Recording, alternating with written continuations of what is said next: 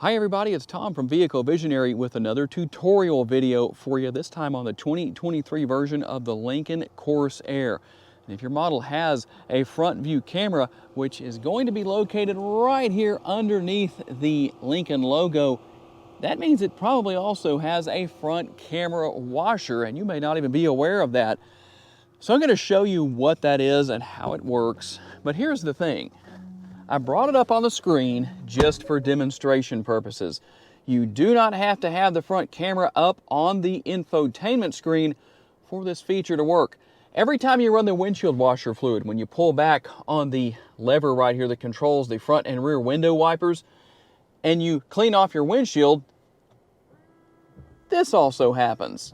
So, did you know that it was there on your model? Maybe you might have to go out into the garage or into the driveway and check and see, but I was curious to know if you knew. If not, now you probably do. Tell me what tutorial videos you want to see me show, whether it's on a Lincoln or something else. Tell me what it is down in the comment section, and I will try to make that happen for you. Thanks for taking the time to watch today. I'll see you in the next video.